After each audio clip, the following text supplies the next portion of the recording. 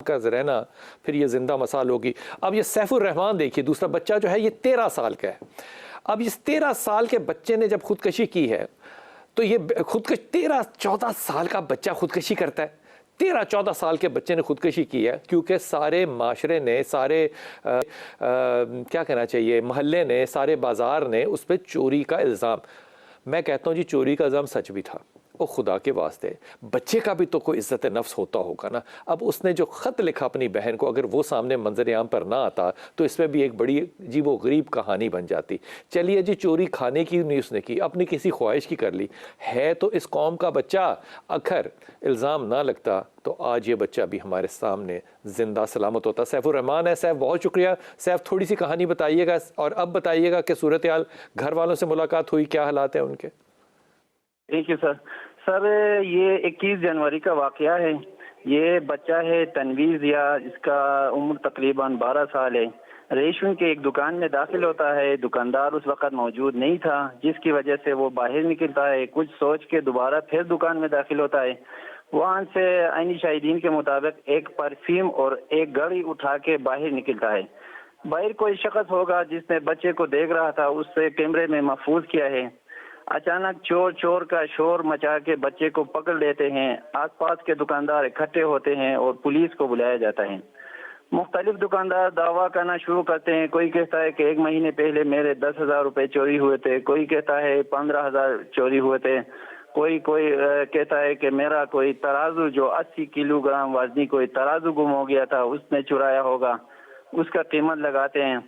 तो काफी लोग जमा हो जाते हैं कि बस सारे जो महीने 2 महीने के अंदर जितनी चोरियां हुई थी तो वो सारे इस बच्चे के ऊपर डालते हैं ना।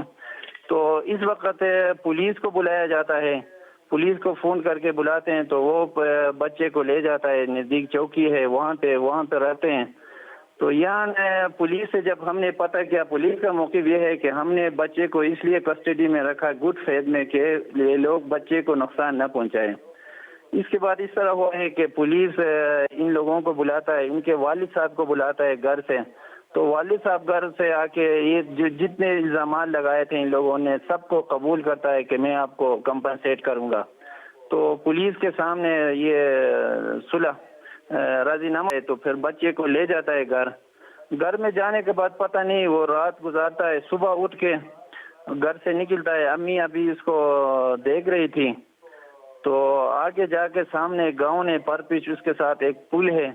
तो वहां से अम्मी को ना हाथ हिला के उसने खुद को दरिया के बेरखम मौजों के हवाला करता है। बस अम्मी बेबसी की तस्वीर बनी देख रही थी। बच्चे की लाश फिर बाद में ये एक नजदीकी गांव है बरनीस, वहां से फिर बरामद किया गया। तो ये बाद में जब उसकी सराहने से ना ये रुपया मिला आपकी है। सारी बात पहुंच गई।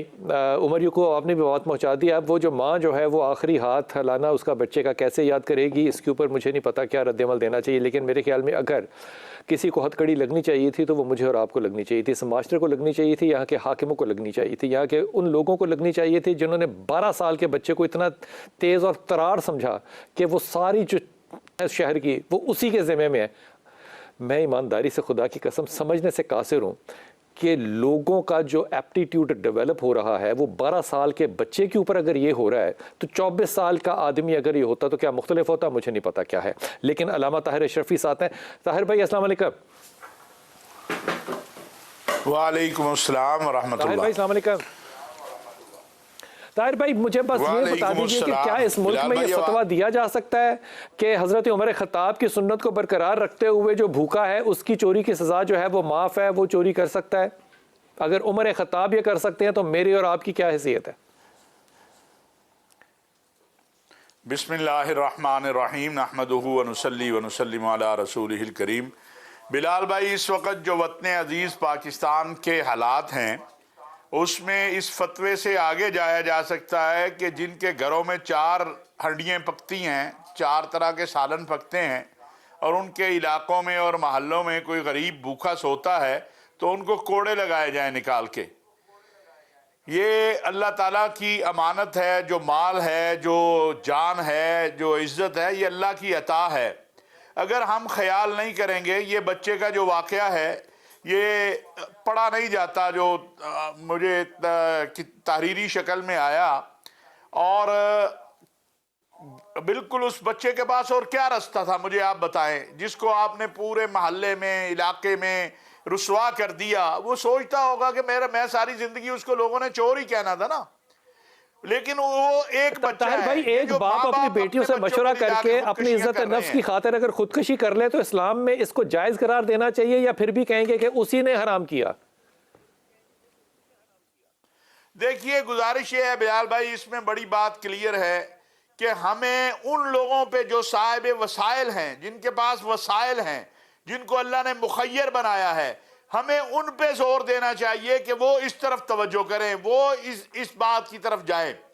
जहां तक इस बात का ताल्लुक है इन खुदकशियों का, तो ये हम सबको जवाब देना है अल्लाह के सामने। जो भी बाइख्तियार भाई, है, जो मुखय्यर हजरात हैं वो तो गैर मुसलमान हैं जो पाकिस्तान को इस वक्त दे रहे हैं। अगर हम ये तसव्वुर करें कि हमें हमारी नमाजें या हमारे रोजे या हमारी रमजान के अंदर तरावियां या अफ्तारियां बचा लेंगी, तो नहीं, इस जान का जवाब देना होगा कि जब क़यामत के दिन उठेगा और अल्लाह पूछेंगे कि तुम्हारे इलाके में, तुम्हारे मोहल्ले में, तुम्हारी सल्तनत में, तुम्हारे इख्तियार में ये भूखा मर गया था, इसने इस डर से खुदकशी कर ली कि मुझे लोग चोर कहेंगे।